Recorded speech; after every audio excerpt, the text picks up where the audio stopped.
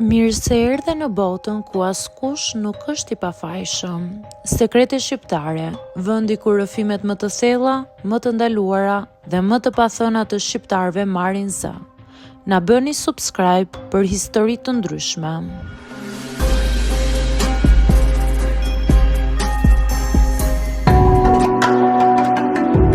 Shkova atë mëngjes në një studio avokatie me një dosje në sqetull dhe me shumë stres në stomak.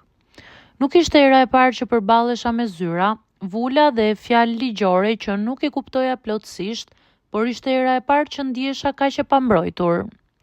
Çështja ime ishte serioze për mua, një problem që më rrezikonte punën dhe stabilitetin. Kisha nevojë për ndihmë profesionale. Avokati më priti shumë korrekt, kostum i rregullt, zë i qetë, fjalë të zgjedhura.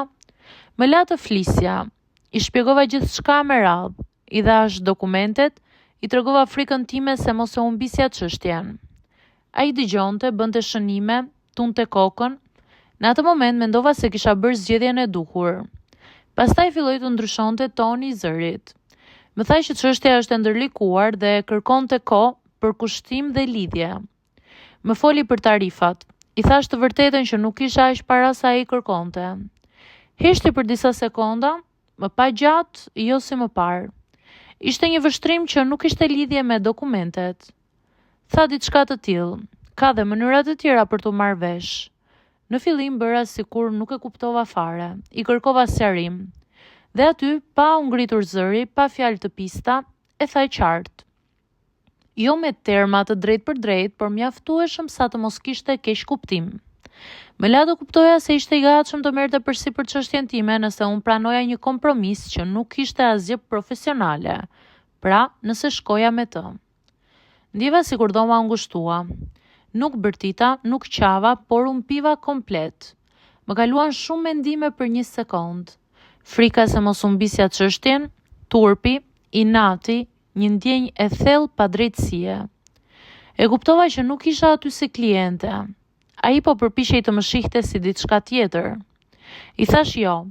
Zëri më dridhej, por e thash. U ngrita, mora dokumentet, u përpoq që të ma zbuste situatën. U përpoq ta kthente me shaka, sikur unë po e teproja. Kjo më zemëroi akoma më shumë, sepse e kuptova që nuk ishte hera e parë që ai e bënte. Dola nga zyra dhe u ndala në korridor. Më duhej të merrja frym. U ndjeva e poshtëruar, jo sepse më kishte propozuar diçka të pistë, por sepse e kishte përdorur frikën time, hallin tim, për të përfituar kundrejt meje. Më vonë gjeta një avokat tjetër. Çështja ime vazhdoi rrugën ligjore siç duhej. Nuk ishte e lehtë, nuk ishte as e shpejtë, por ishte më e drejta. Sot kur e kujtoj atë ditë, e tregoj si një histori që ndjej keqardhje më shumë për veten time. Dhe në fakt refuzimi, edhe kur të kushton frikë, është mënyra e vetme për të mos humbur veten.